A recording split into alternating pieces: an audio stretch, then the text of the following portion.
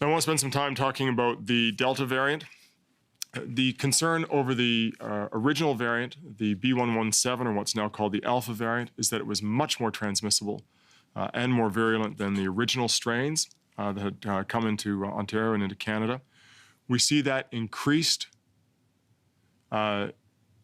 transmissibility with the Delta variant as well.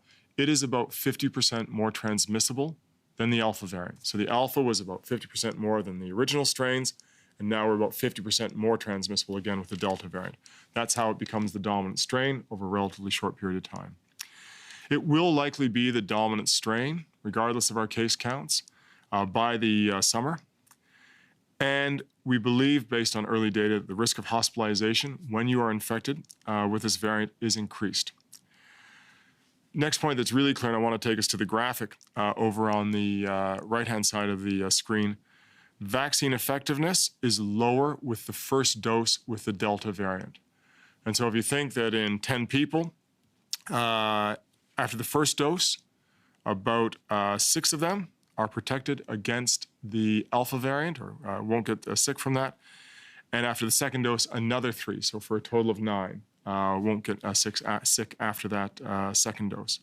The Delta variant, the percentage being protected against that serious illness, against that illness, is lower after the first dose. It's only about 4 out of 10.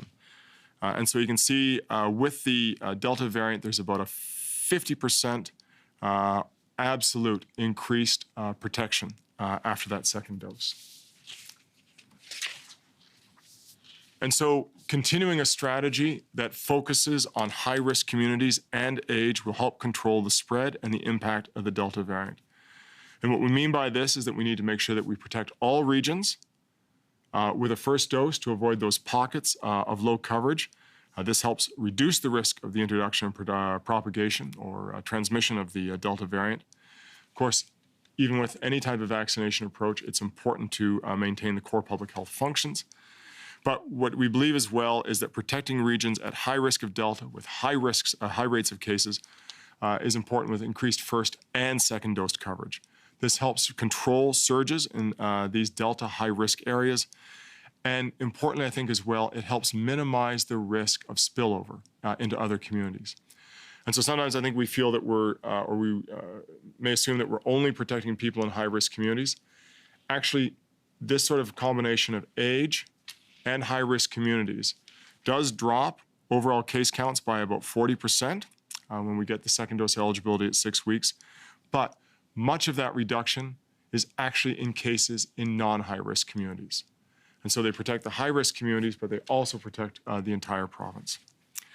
And just so there's a little bit of a technical note here. When we're modeling this, we're comparing a pure age-based allocation against the continuation of a high-risk community strategy, so that under the high-risk community strategy, about 45% of people in high-risk regions would be vaccinated by the end of June. About 25% people in non-high-risk communities or high-risk regions would be vaccinated by the end of June, and hopefully 70%, which we're really getting very, very close to in any sort of community that we look at now.